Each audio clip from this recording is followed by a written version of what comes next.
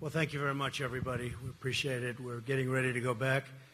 Had a tremendous 24 hours. We've had a tremendous 3 months, actually, because this has been going on for quite a while. That was a tape that we gave to Chairman Kim and his people, his representatives, and it captures a lot, captures what could be done. And that's a great place, has the potential to be an incredible place between South Korea, if you think about it, and China. It's got tremendous potential, and I think he understands that, and he wants to do what's right. It's my honor today to address the people of the world following this very historic summit with Chairman Kim Jong-un of North Korea. We spent very intensive hours together, and I think most of you have gotten the signed document, or you will very shortly. It's very comprehensive. It's going to happen. I stand before you as an emissary of the American people to deliver a message of hope and vision and a message of peace. Let me begin by thanking our incredible hosts in Singapore, especially Prime Minister Lee, friend of mine. This is a country of profound grace and beauty, and we send our warmest wishes to every citizen of Singapore who really made this visit so important and so pleasant, despite all of the work and all of the long hours. I also want to thank President Moon of South Korea. He's working hard. In fact, I'll be speaking to him right after we're finished. Prime Minister Abe of Japan, friend of mine, just left our country, and he wants what's right for Japan and for the world. He's a good man. And a very special person, President Xi of China, who has really closed up that border. Maybe a little bit less so over the last couple of months, but that's okay. But he really has, and he's a terrific person and a friend of mine and really a great leader of his people. I want to thank them for their efforts to help us get to this very historic day.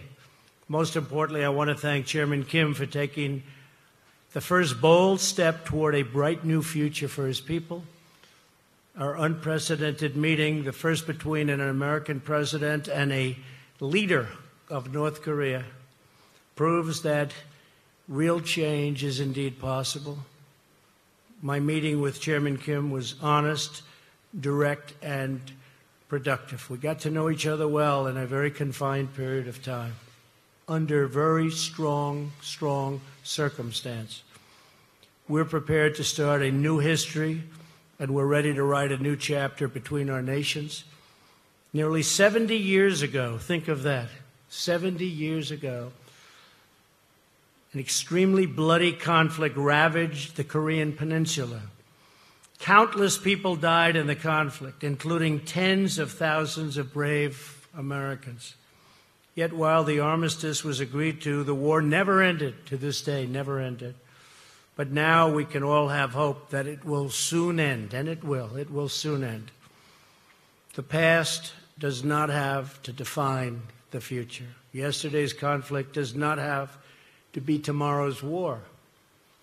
And as history has proven over and over again, adversaries can indeed become friends. We can honor the sacrifice of our forefathers by replacing the horrors of battle with the blessings of peace. And that's what we're doing, and that's what we have done. There is no limit to what North Korea can achieve when it gives up its nuclear weapons and embraces commerce and engagement with the rest of the world that really wants to engage. Chairman Kim has before him an opportunity like no other to be remembered as the leader who ushered in a glorious new era of security and prosperity for his people. Chairman Kim and I just signed a joint statement in which he reaffirmed his unwavering commitment to complete denuclearization of the Korean Peninsula. We also agreed to vigorous negotiations to implement the agreement as soon as possible. And he wants to do that.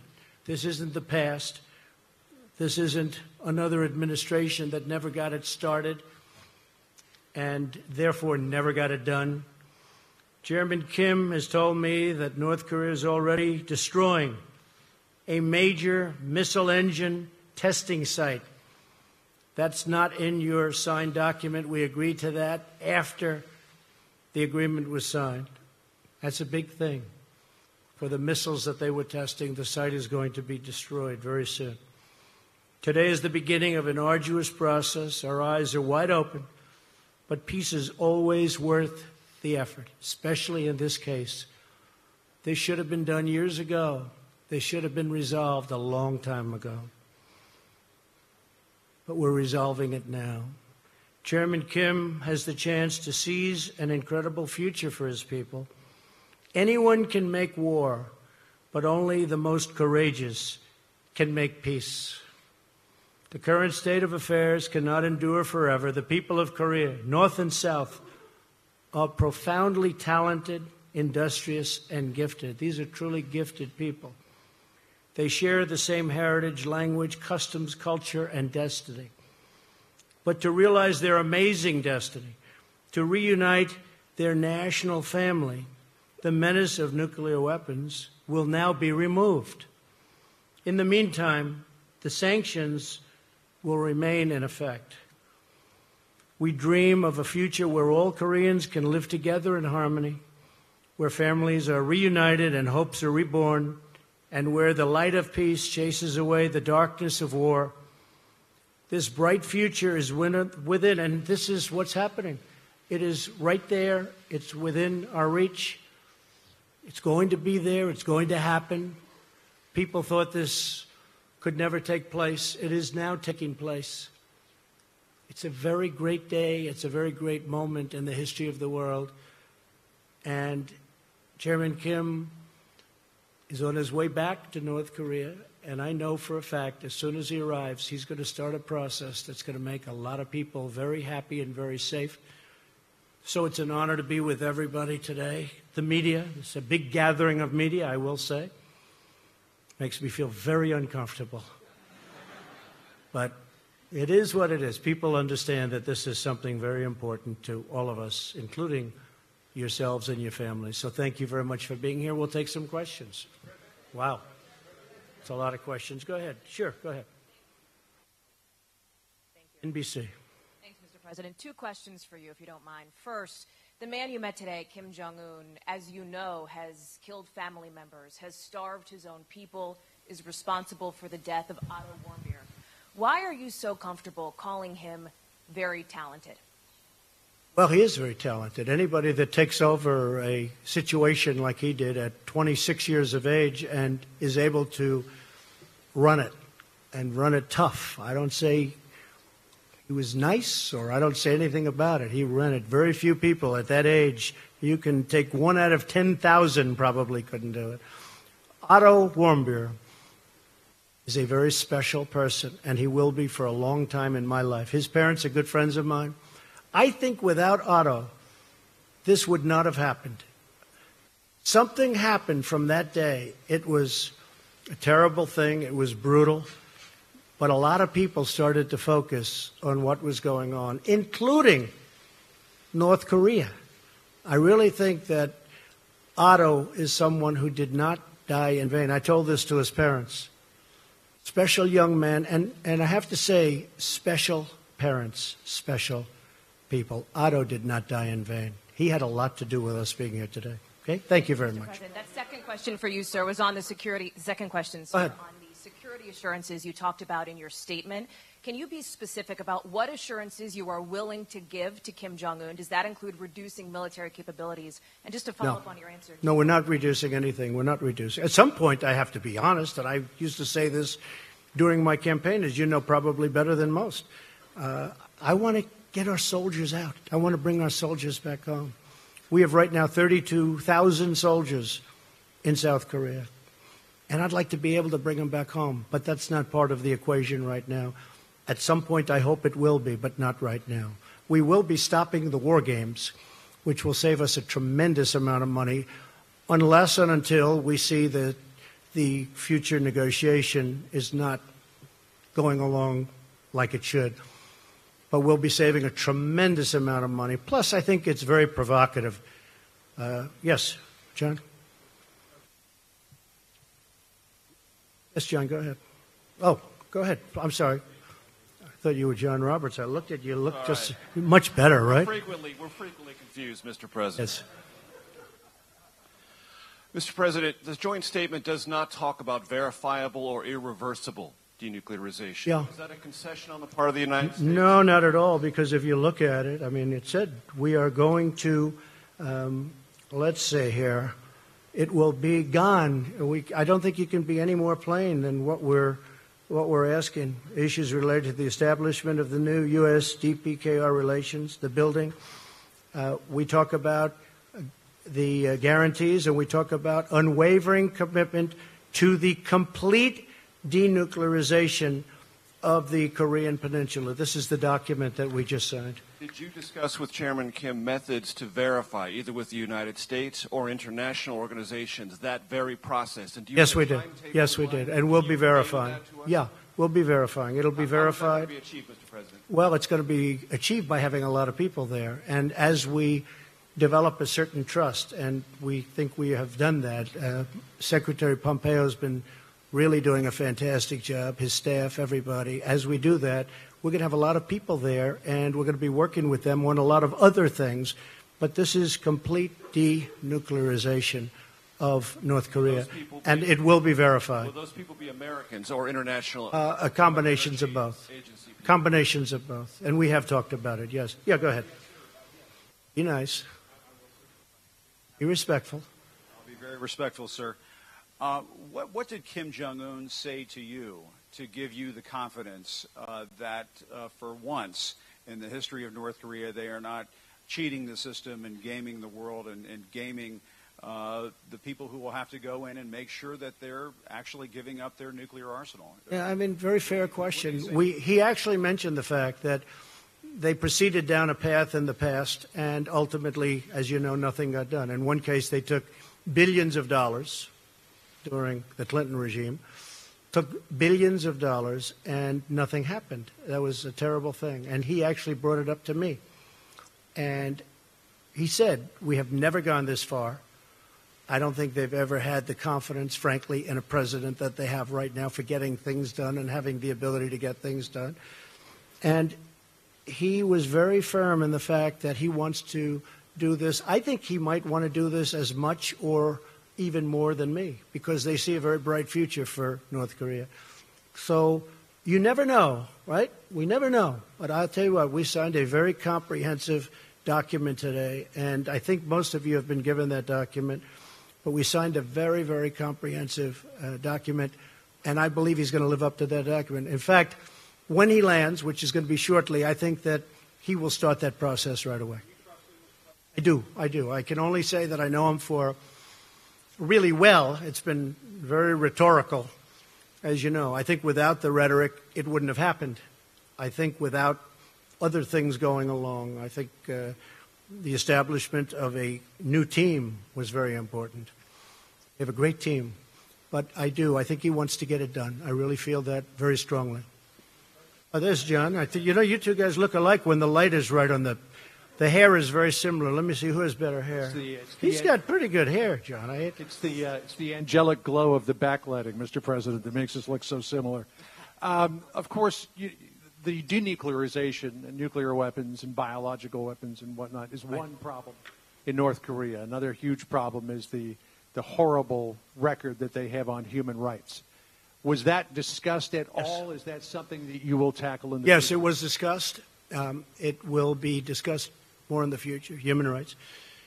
And what was also discussed in great detail, John, was the fact that, we have, and I must have had just countless calls and letters and tweets, anything you can do. They want the remains of their sons back. They want the remains of their fathers and mothers and all of the people that got caught into that really brutal war, which took place to a large extent in North Korea. And I asked for it today, and we got it. That was a very last-minute The remains will be coming back. They're going to start that process immediately. But so many people, even during the campaign, they'd say, is there any way you can work with North Korea to get the remains of my son back or my father back? So many people asked me this question, and I said, look, we don't get along too well with that particular group of people, but now we do. And he agreed to that so quickly and so nice. It was really a very nice thing, and he understands it. He understands it.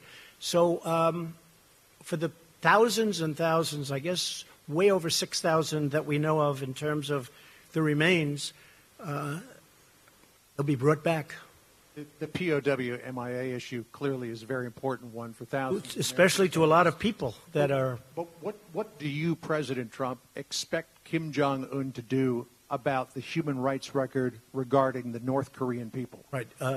It was discussed. It was discussed relatively briefly compared to denuclearization. Well, obviously, that's where we started and where we ended.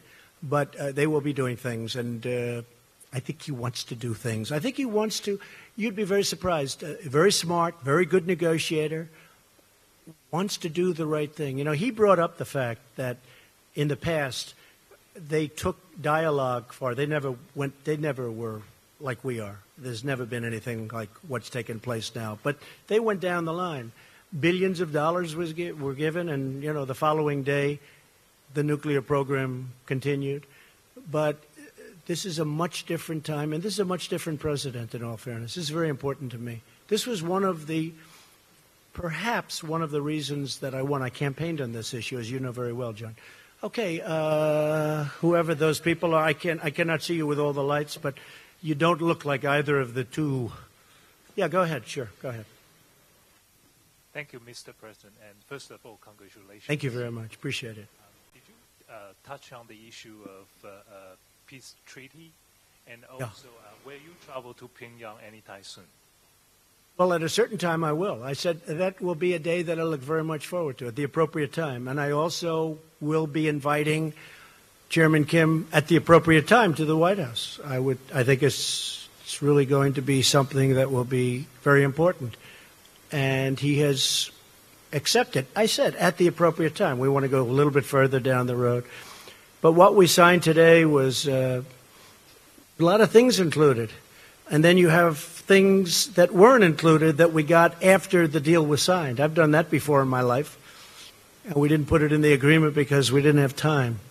And I think most of you have been handed out the agreement or soon will. But oh, you have not? Okay. Well, if you could have those agreements passed out. We just finished them just a little while ago.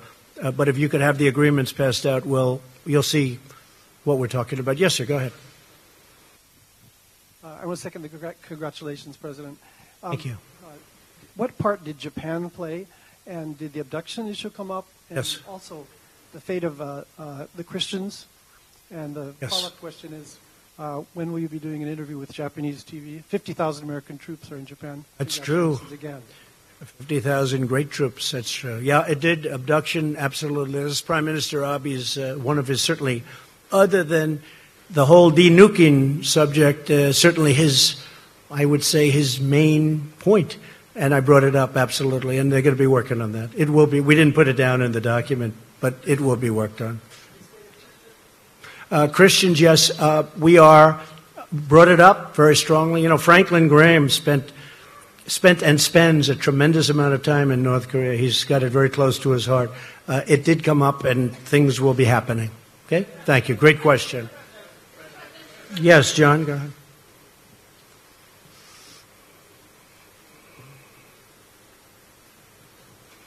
Thank you, Mr. President. Thank you, John. Returning to the question of human rights, you spoke very powerfully on the issue during your State of the Union address. Right. You showed that you had the defector in the First Lady's box with the crutches who escaped. And you, at that point, said that North Korea has more brutally oppressed its people than any other regime on earth. Do you still believe that is the case, having sat down with Kim Jong-un? And does he need to change that? John, I believe it's a rough situation over there. There's no question about it. And we did discuss it today pretty strongly. I mean, knowing what the main purpose of what we were doing is, denuking, but discussed it at pretty good length. We'll be doing something on it. It's rough. It's rough in a lot of places, by the way, not just there, but it's rough. And we will continue that, and I think ultimately we'll agree to something. But it was discussed at length outside of the nuclear situation, one of the primary topics. But do you think that needs to change to bring on this glorious new era you've talked about? Are they going to have to? I think it will change, yeah. I think it probably has to, but I think it will. Yeah. Thank you. Thank you very much. Steve, that's you, Steve, right there? Yes, sir. Thank you. What timetable do you envision for their denuclearization? And in the meantime, are you thinking about easing any sanctions? Well, you know, scientifically, I've been watching and reading a lot about this, and it does take a long time to, pull off complete denuclearization. It takes a long time. Scientifically, you have to wait certain periods of time, and a lot of things happen. But despite that, once you start the process, it means it's pretty much over. You can't use them. That's the good news. And that's going to start very, very soon. I believe that's going to start very soon. We will do it as fast as it can mechanically and physically be done, Steve. And the sanctions? The sanctions will come off when we are sure that the nukes are no longer a factor.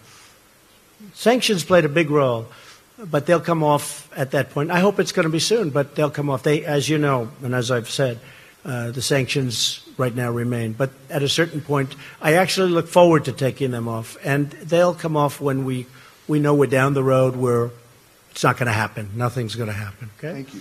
Yes, go ahead, please. Thank you, Mr. President. Thank you. Congratulations on this historic summit. Thank you very much. Congratulations to everybody, by the way. Congratulations to everybody. Go ahead. You signed a document with Kim Jong-un. It's essentially a piece of paper. Yesterday we had a briefing from the Secretary of State, Mike Pompeo, and he said the following: many presidents previously have signed off on pieces of paper, only to find that the North Koreans either didn't promise what we thought they had or actually reneged on those promises. What makes this time different, Mr. President? Well, you have a different administration. You have a different president. You have a different Secretary of State.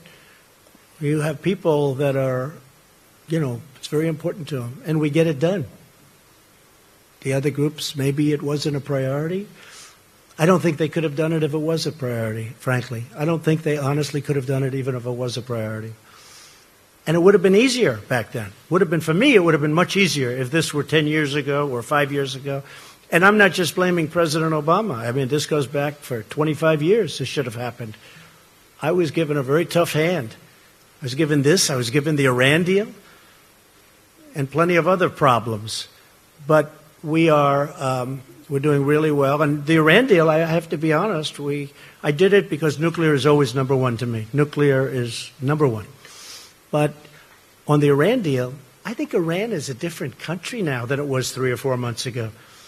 I don't think they're looking so much to the Mediterranean. I don't think they're looking so much at Syria like they were with total confidence. I don't think they're so confident right now. But I hope, with that being said, I hope that at the appropriate time, after the sanctions kick in, and they are brutal, what we've put on Iran, I hope that they're going to come back and negotiate a real deal, because I'd love to be able to do that. But right now it's too soon for that. Yes, please. Mr. President, you also talk about establishing diplomatic relations, exchanging ambassadors. How long before that happens? Good question. Hopefully soon, but we'll have to get things moving first. A little bit early for that. We have to get things moving. Yes, go ahead. Hi. Can you clarify when you said you're stopping war games? So Yeah. you are stopping the military exercises with South Korea? Yeah, we've done exercises for a long period of time working with South Korea. And we call them war games, and I call them war games, and they're tremendously expensive. The amount of money that we spend on that is incredible. And South Korea contributes, but not 100%, which is certainly a subject that we have to talk to them about also. And that has to do with the military expense and also the trade. So we're doing that. We actually have a new deal with South Korea in terms of the trade deal. But we have to talk to them. We have to talk to many countries about treating us fairly. But the war games are very expensive. We pay for a big majority of them. We fly in bombers from Guam. I said it when I first started. I said, where do the bombers come from? Guam. nearby. I said, oh, great, nearby. Where's nearby? 6.5 hours. 6.5 hours, that's a long time for these big, massive planes to be flying to South Korea to practice and then drop bombs all over the place and then go back to Guam. I know a lot about airplanes. It's very expensive. And I didn't like it. And what I did say is, and I think it's very provocative. I have to tell you, Jennifer, it's a very provocative situation when I see that, and you have a country right next door. So under the circumstances that we're negotiating a very comprehensive, complete deal, I think it's inappropriate to be having war games. So number one, we save money a lot. And number two, it really is something that I think they very much appreciated. Does North Korea give you something in return, though? Well, we've gotten, I've heard that. I mean, some of the people that, I don't know, maybe they really mean it. I don't always want to go against the press because I just don't, especially not today. This is too important. But I noticed that some of the people were saying that the president has agreed to meet. He has given up so much. I gave up nothing. I'm here. I haven't slept in 25 hours, but I thought it was appropriate to do, because we've been negotiating for literally round the clock with them and with us and with John and with Mike and a whole team of very talented people. But we haven't given up anything other than, you're right, I agreed to meet. And I think the meeting was every bit as good for the United States as it was for North Korea. But I just wrote down some of the things we got. And they got a meeting. But only a person that dislikes Donald Trump would say that I've agreed to make a big commitment. Sure, I've agreed to take a period of time and come here and meet, and that's good. But I think it's great for us and as a country, and I think it's good for them. But what did they do to justify this meeting? Secured commitment for complete denuclearization. That's the big thing. They secured the release of 3 American hostages. They already gave them to us 2 months ago. These people are now living happily back in their homes with their families. And it was pretty rough for them, to put it mildly. Secured the commitment to recover the remains, including, these are of fallen heroes. And they're giving a commitment. They're starting it immediately to recover the remains. And I just went through how many people asked me about it. I was amazed, actually. So many people would ask me, is it possible? Is it possible? At that time, we had no relationship to Chairman Kim or to anybody else in North Korea. It was a very closed society. So we're getting the remains back. Secured the halt of all missile and nuclear tests. For how long has it been? 7 months? You haven't had a missile go up. For 7 months, you haven't had a nuclear test. You haven't had a nuclear explosion. I remember a nuclear event took place, 8.8 in the Richter scale.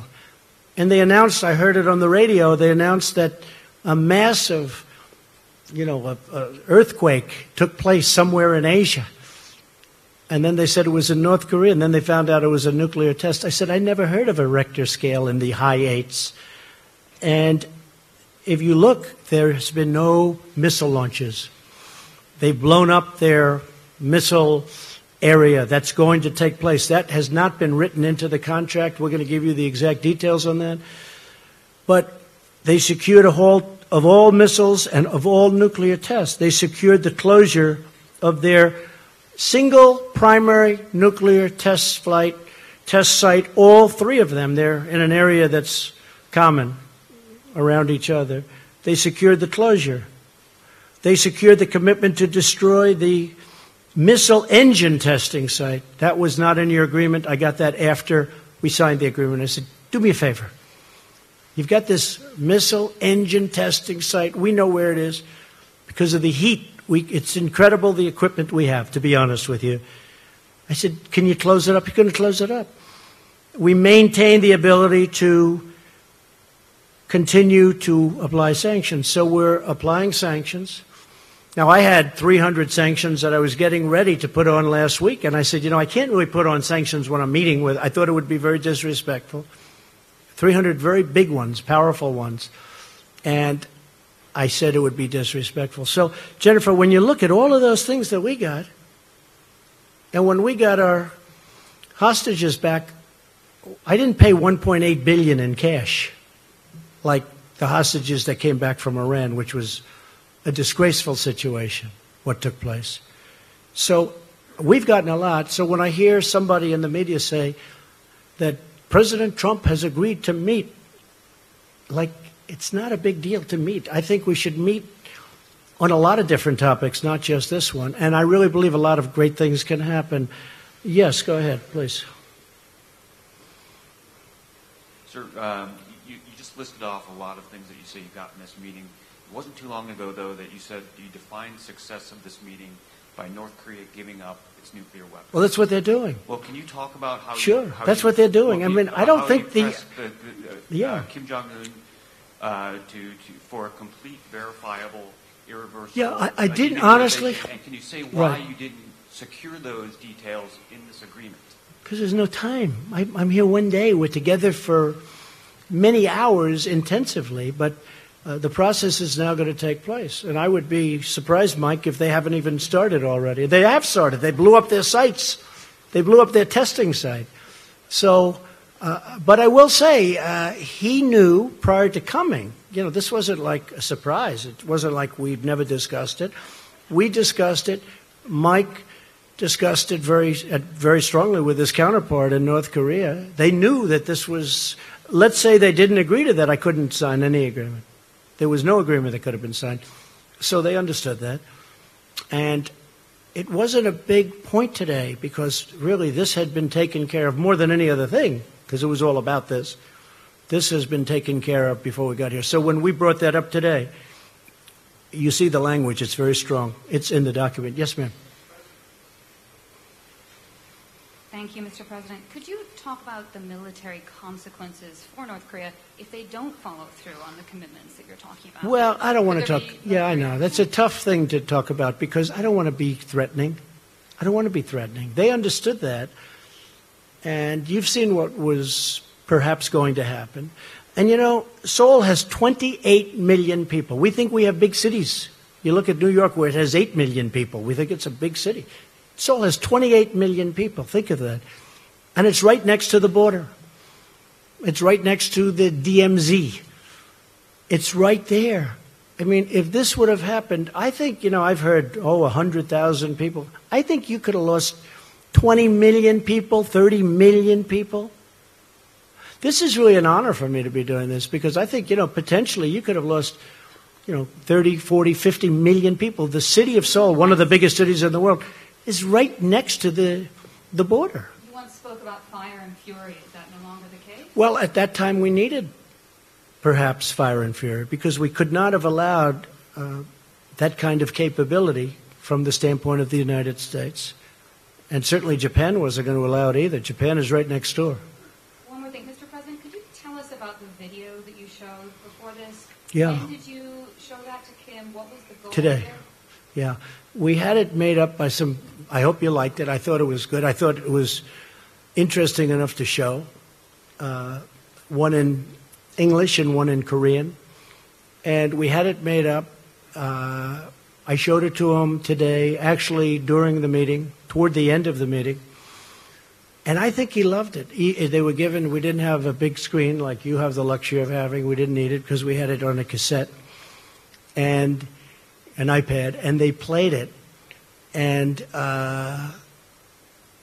about 8 of their representatives were watching it, and I thought they were fascinated by it. I thought it was well done. I showed it to you because that's the future. I mean, that could very well be the future.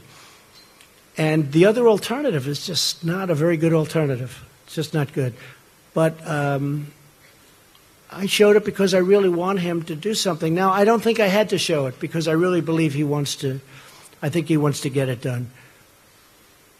Yes, go ahead. How's Staten Island Ferry doing? Okay. He wrote the best story about me with the Staten Island Ferry, and after that, he's never written a good story. I don't know what happened. It's a long time ago. Mr. President, it's been a busy week for you on the international stage. You're leaving this summit here in Singapore having determined that Kim Jong-un is a talented man.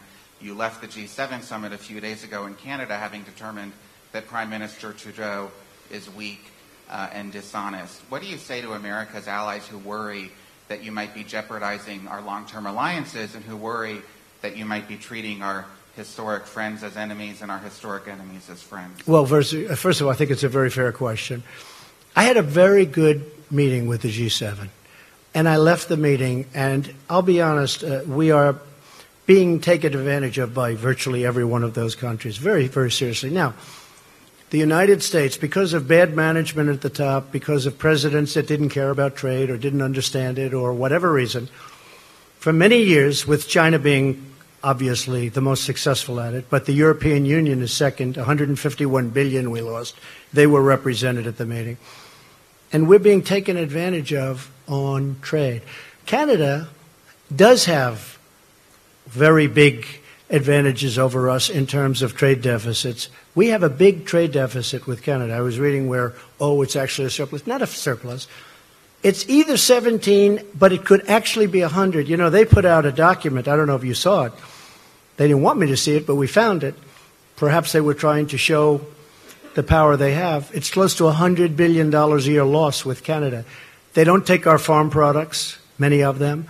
They charge what was 270%, but somebody told me the other day that a few months ago they raised it to 295% for dairy products. And it's very unfair to our farmers, and it's very unfair to the people of our country, the workers, the farmers, the companies. And we are not able to trade. They have tremendous barriers up. They have tremendous tariffs.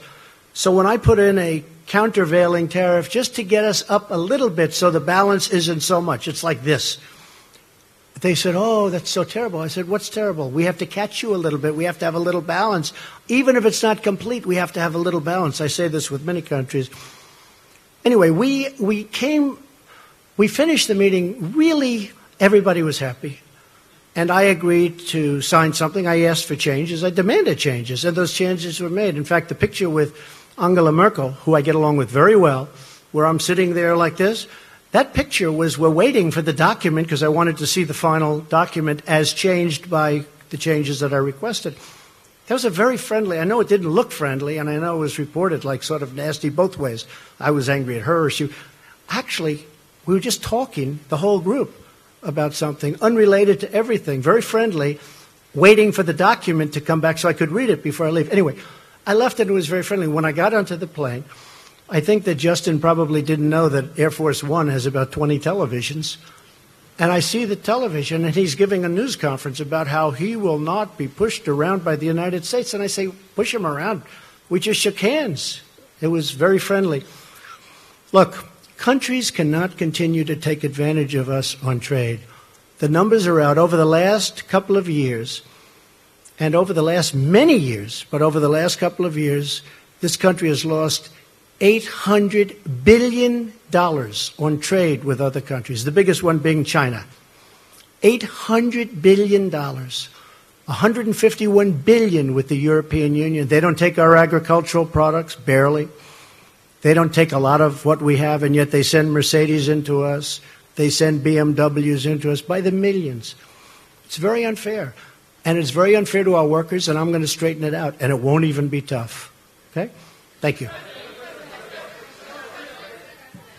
Go ahead. Go ahead.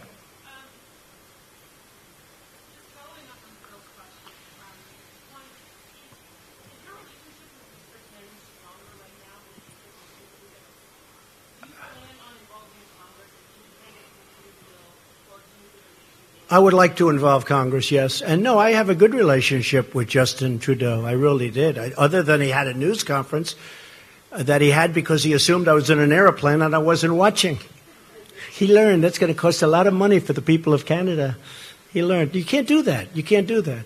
We left. We had a very good relationship. I've had a good relationship with Justin. I have a good relationship with all. I have a very good relationship with Angela Merkel. But on NATO, we're paying 4.2%. She's paying 1% of a much smaller GDP than we have.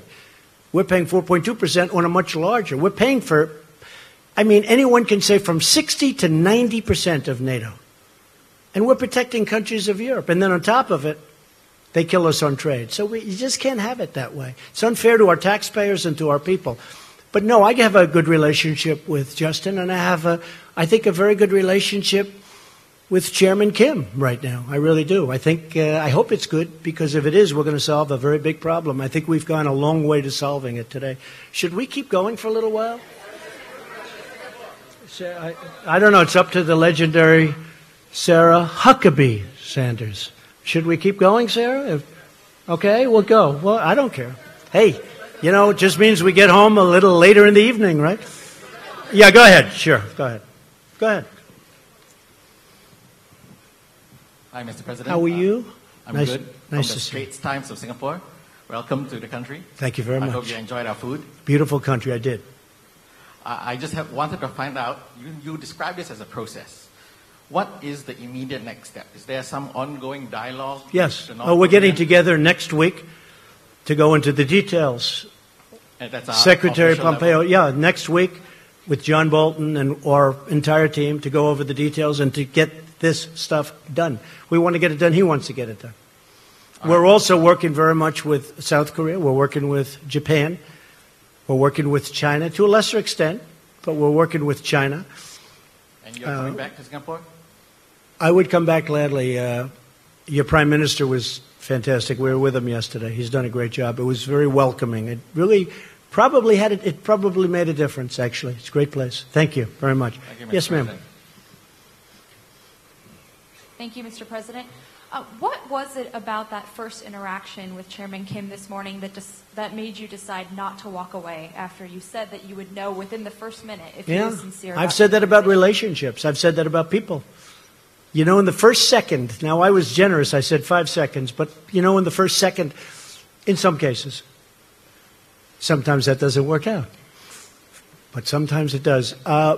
From the beginning, we got along. But there's been a lot of groundwork. This wasn't like we went and we started talking about, as you know, right? We didn't just come in and start talking about these very complex subjects that have been going on for 70 years.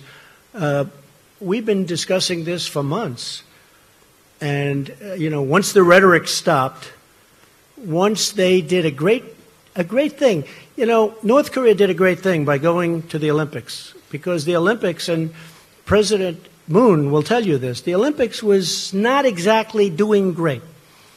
People didn't feel like being bombed out of the opening ceremonies. You know, they weren't exactly selling tickets. And as soon as the Chairman Kim, said, let's participate in the Olympics, it sold like wildfire and was a great success as an Olympics. It was a great success. He did a great thing. But since that time, pretty much since that time, because as you know, a delegation came from South Korea who had just met with North Korea. They came to the White House. They told me lots of things, including the fact that they'd be willing to de-nuke. We have one of their great people here today, that they were willing to de-nuke. And once that started, we have been really talking about that from the end of the Olympics, when the whole delegation came to say various things, including de-nuking. If I may, a second question. In the document that you signed earlier today, North Korea agreed to commit to denuclearization. To borrow a phrase that you have used to criticize your predecessors and political opponents, how do you ensure that North Korea is not all talk, no action? Well, I think, can you ensure anything? Can I ensure that you're going to be able to sit down properly when you sit down? I mean, you can't ensure anything. All I can say is they want to make a deal. That's what I do. My whole life has been deals. I've done great at it. And that's what I do. And I know when somebody wants to deal, and I know when somebody doesn't. A lot of politicians don't. That's not their thing. But it is my thing. I mean, again, this really could have been done, I think, easier a long time ago. But I know I just feel very strongly, my instinct, my ability or talent, they want to make a deal. And making a deal is a great thing for the world. It's also a great thing for China. Because I can't imagine that China is happy with somebody having nuclear weapons so close. So, China was very helpful. So I think he wants to make a deal. Can anybody be certain? But we're going to be certain soon because the negotiations continue. Okay? Thank you very much. Go ahead. You mentioned that you have raised extensively the issue of human rights with Yes. Chairman Kim. I wonder what you would say to the group of people who have no ability whatsoever to hear or to see this press conference, the 100,000 North Koreans kept in a network of gulags. Have you betrayed them by legitimizing the regime in Pyongyang? No, I think I've helped them because I think things will change. I think I've helped them. There's nothing I can say. All I can do is do what I can do. We have to stop the nuclearization. We have to do other things, and that's a very important thing. So at a certain point, hopefully you'll be able to ask me a much more positive question or make a statement. But not much I can do right now. At a certain point, I really believe he's going to do things about it. I think they are one of the great winners today, that large group of people that you're talking about. I think ultimately they're going to be one of the great winners as a group. Yes, sir, go ahead. Go ahead. Yeah. Would you ever consider removing the sanctions without significant improvement in the human rights situation? No, I want significant improvement. I want to know that it won't be happening. And again, once you start that process, there'll be a point at which, even though you won't be finished for a while because it can't happen scientifically or mechanically, but you're not going to be able to go back. You know, once we reach that point, I'll start to give that very serious thought. Yes, go ahead. Go ahead. Go ahead. You first. Mr. President, did you also discuss the cost of denuclearization and how North Korea is about to foot the bill while the crippling sanctions remain in place? I'm from Channel News Asia, Singapore. Well, I think that South Korea and I think that Japan will help them very greatly. I think they're prepared to help them. They know they're going to have to help them. I think they're going to help them very greatly. We won't have to help them. The United States has been paying a big price at a lot of different places, but South Korea, which obviously is right next door, and Japan, which essentially is next door, they're going to be helping them, and I think they're going to be doing a very generous job and a terrific job. So they will be helping them. And yes, ma'am, go ahead, behind, yes. Thank you, Mr. President. Thank you. I'd like to follow up on Steve's question. He asked you how long it would take to denuclearize the Korean Peninsula. You said a long time. What does that mean? Well, I don't know when you say a long time. I think we will do it as fast as it can be done scientifically, as fast as it can be done mechanically. I don't think, I've read horror stories. It's a 15-year process, okay? Assuming you wanted to do it quickly, I don't believe that. I think whoever wrote that is wrong. But there will be a point at which, when you're 20% through, you can't go back. I had an uncle who was a great professor for, I believe, 40 years at MIT, and I used to discuss nuclear with him all the time. He was a great expert. He was a great, brilliant genius, Dr. John Trump at MIT. I think he was there 40 years, I was told. In fact, the head of MIT sent me a book on my uncle. But we used to talk about nuclear. You're talking about a very complex subject. It's not just like, oh, gee, let's get rid of the nukes. It takes a period of time. But the main period of time that I'm talking is that first period. When you hit a certain point, you can't go back. It's very hard to go back. And how long will that take? We don't know, but it'll go pretty quickly. Go ahead. Sure. Thanks, Mr. President. I wanted to ask again on the sanctions campaign. You alluded at the very beginning that the Chinese are not doing as great a job securing the border as they were before. You expressed, some doubts when Kim went to see President Xi. The Russian foreign minister was in Pyongyang and said there shouldn't be any sanctions while these negotiations are underway. And the South Koreans are now talking about restoring some form of trade.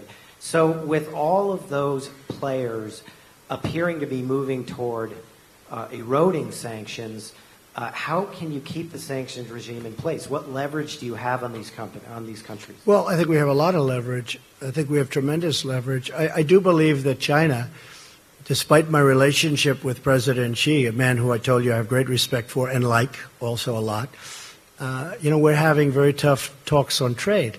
And I think that probably affects China somewhat, but I have to do what I have to do. And I think over the last 2 months, the border is more open than it was when we first started. But that is what it is. We have to do it. We have a tremendous deficit in trade, commonly known as a trade deficit. We have a tremendous deficit in trade with China. We have to do something about it. We can't continue to let that happen. And I think that has had an impact on my relationship in terms of the border. I don't think it has a relationship I don't think it affects my feeling or my relationship to President Xi, but when we first started, we weren't ready to go that route. And as we started preparing and getting ready to do that, I think that's had an impact on, frankly, the border, which is a shame. But I have to do it. I have no choice. For our country, I have to do it. South Korea will do whatever's necessary to get a deal done. If that means we can't trade, well, they're not going to trade. They're definitely not going to trade. If they think, and they would do this with our concurrence, if they think that they can do some work because we're very far down the line, we're actually very far. That document, when you read it today, that's far down the line. That's not something that just happened to be put together. This was done over months. And again, the rhetoric was important and the sanctions were important. I don't even know which one was more important. They were both important. Yeah, go ahead. President David Sanger for the New York Times. I was wondering if you could give us some sense of whether the Chairman Kim told you how many nuclear weapons he believes he's made, whether he's willing to turn those over first, and then whether in your mind you need to do more than was done in the Iran deal for actually dismantling both the uranium and the plutonium processes, and whether or not you had a sense that Chairman Kim really understood what that involved and had a timetable in his own mind of shutting that. Well, David, I can tell you he understands. He understands it so well. He understands it better than the people that are doing the work for him. That is an easy one. As far as what he has, it's substantial, very substantial. The timing will go quickly. I believe you'll see some good action. I mean, as an example, one of the things with the missile site, I think you're probably surprised to hear that. That was a throw-in at the end, the missile site. But I really believe, David, that it's going to go very quickly. I really believe that it's going to go fast. And it is a very substantial arsenal. There's no question about it. I used to say, maybe it's all talk and no action. But we have pretty good intelligence into that, although probably less there than any other country. You understand that maybe better than anybody in the room. Probably less there than any other country. But we have enough intelligence to know that what they have is very substantial. This is why, David, I always say that this shouldn't have taken place so late into the process. Wouldn't this have been better if it was 5 years ago or 20 years ago or 15 years ago and we didn't have to worry about not having a successful meeting like today? And I still love my first interview with you, David. I still have that interview, actually. Yeah, go ahead. Thank you.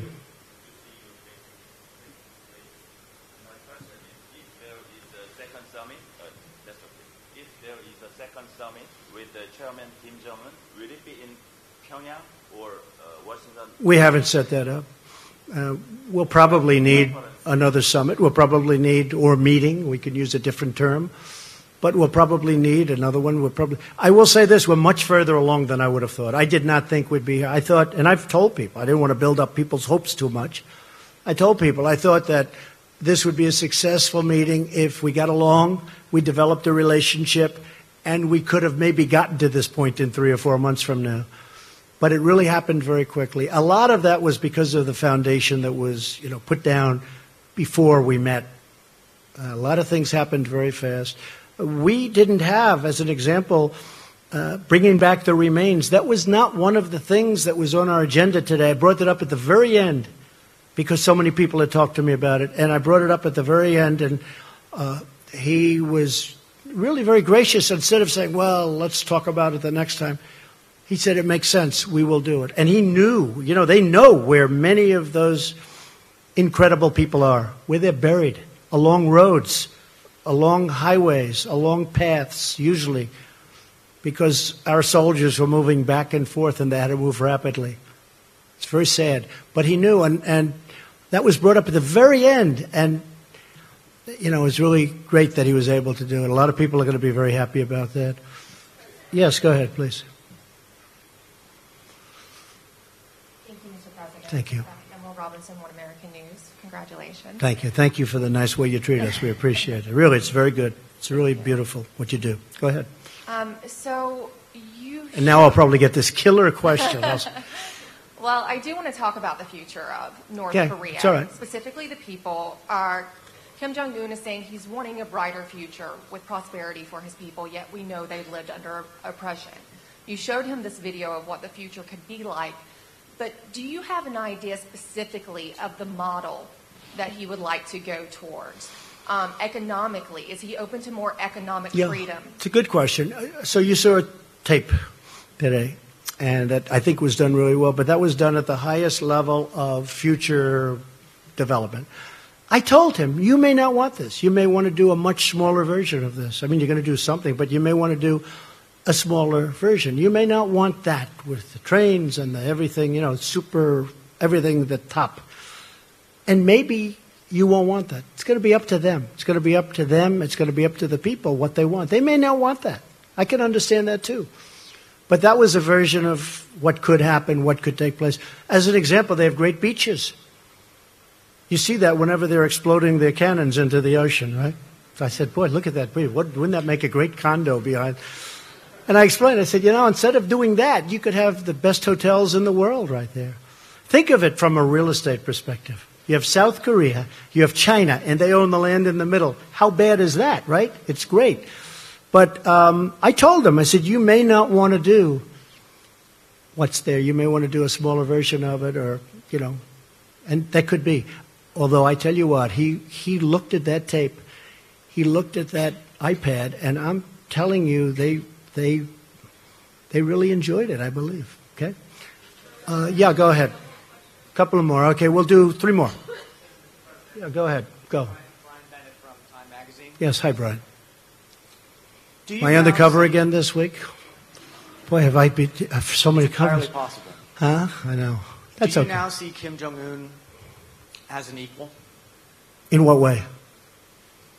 You just showed a video that showed you and Kim Jong-un on equal footing in discussing the future of the No, country. I think that I don't view it that way. See, I don't view it that way. I'll do whatever it takes to make the world a safer place. If I have to say I'm sitting on a stage, I mean, I understand what you're getting at. If I have to say I'm sitting on a stage with Chairman Kim, and that's going to get us to save 30 million lives, could be more than that, I'm willing to sit on the stage. I'm willing to travel to Singapore very proudly, very gladly. Again, I you know, other than the fact that it is taking my time, they have given up a tremendous amount. They've given it up even before, and even add the Olympics to it. You know, you could add the Olympics to the question. They went to the Olympics. They took an Olympics that was going to be a massive failure, that maybe wouldn't have even opened. And they made it a tremendous success by agreeing to participate. Add that to the list of things that they've done.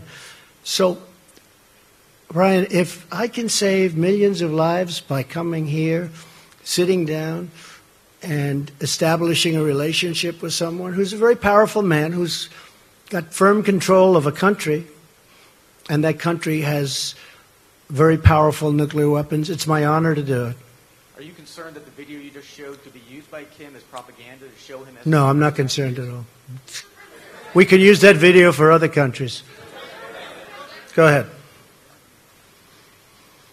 Mr. President, in the year 2000, President Clinton got a request by Kim Jong-il. Got impressed? Got a request from Kim Jong-il to travel to Pyongyang and meet him. And Clinton refused. He sent Secretary of State Albright. Yeah, he did a great deal. And he spent $3 billion and got nothing.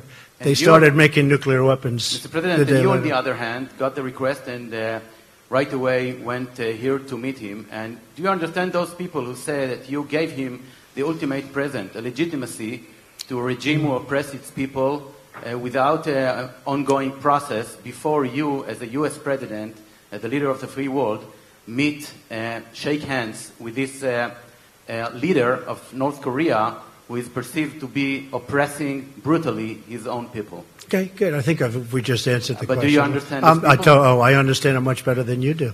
Okay. Yeah, go ahead. Go ahead. Thank you very much. Yes. Mr. President, Eliana Johnson with Sure. Politico. Hi. Hi. You mentioned a couple specific concessions that you got from Kim, the return of remains and the destruction of the nuclear site. And I know you said that was And an much add-on. more, and much more than that. Yeah, I know you said the last thing was an add-on and it wasn't in the agreement, but that he gave you his word. If he doesn't follow through on these things, what are you prepared to do in response, and will you lose faith in this process? No, I think he'll do it. I really believe that. Otherwise, I wouldn't be doing this. I really believe, and it was really the engine testing site, in addition to all of the other things that they've agreed to do. It was they have a very powerful engine testing site that, again, we're able to see because of the heat that it emits. And yeah, I'm able to. I'm very happy. I'll tell you what. I'm very happy with those 2 points, the 2 points you mentioned. But I think you might be referring to the thing that's not in, which is the engine testing site. Honestly, I think he's going to do these things. I may be wrong. I mean, I may stand before you in 6 months and say, "Hey, I was wrong." I don't know that I'll ever admit that, but I'll find some kind of an excuse. Okay, one more. Come on. Yeah, go ahead. Go ahead, sure. Thanks, Mr. President. Thank you. Thank you. Jennifer Chen with Shenzhen Media Group China. I just would like to know, will you call Chinese President Xi when you come back to D.C. Yes. To discuss about achievements you made today with Yes. Chairman Kim?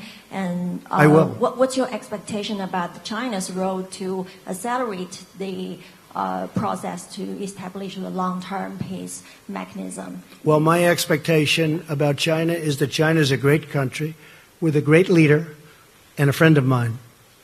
And I really believe that he's happy that we've made this kind of progress. And I've heard from him. But I will be calling him very shortly, maybe even before I land. Okay? And I have to say, and the United States is a great country. And we have set records economically, over $7 trillion in net worth addition to what we have. And we are almost twice the size, the economy of the United States. Nobody talks about this because you do hear a lot about China, rightfully so. But the United States now is almost twice the size of the economy of China. We have a great country, and we're on a correct path. Okay, one more, that'll be it. Oh, South Korea? Where's South Korea? I think you deserve, go ahead, go. You deserve one, yes. You deserve one. I've got 2 questions for you, Mr. President. First, you mentioned earlier that you're going to talk with South Korean President Moon Jae-in over the phone. What do you plan to discuss with him? I just want to tell him about the meeting. Very successful, and he'll be very much involved in the final negotiation. He's a very, very fine gentleman, also a friend of mine, and I look forward to speaking to him. He'll be very happy when he hears about. I've already sent word to him about what happened. I sent the document to him, actually, and all of the details behind the document. So I'll be talking to him very shortly. If I may ask another question, in signing the peace treaty, do you plan to work this out with North Korea's Chairman Kim only, or what do you think about the involvement of South Korea and China as the signatories? I'd like to have them involved also. There's a question as to whether or not we're supposed to or whether or not we legally have to. I don't care. I think it would be great to have China involved and also, of course, South Korea. Okay?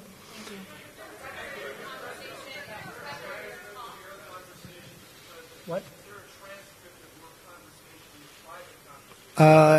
Mike, do they have a transcript? They probably have a rough transcript, which you can give us if you have one. No, they didn't record it. I don't think they recorded it. Are there any recordings of it? I wish there were, because it is interesting stuff. Say it. I don't. We probably have some notes or something, but they have actually detailed notes, I would imagine. But we had a great conversation. It was a very heartfelt conversation.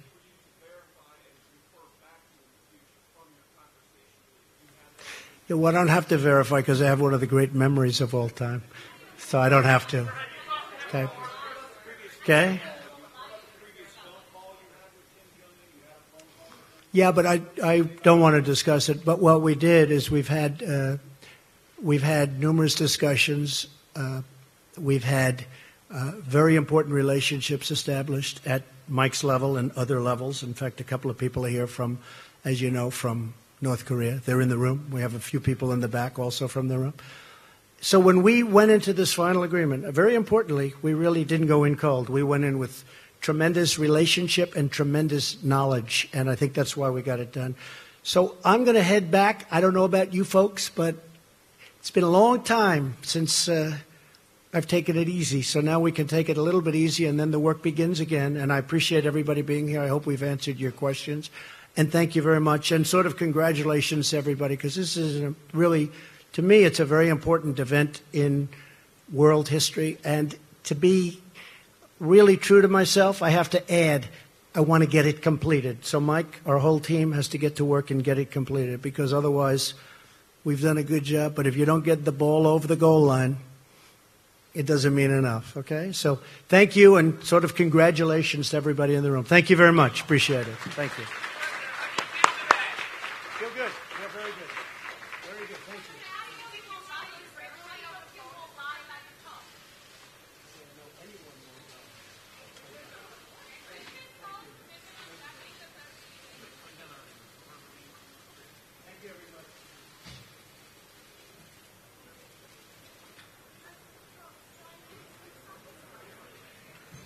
Ladies and gentlemen, please remain seated while the President and his travel pool departs.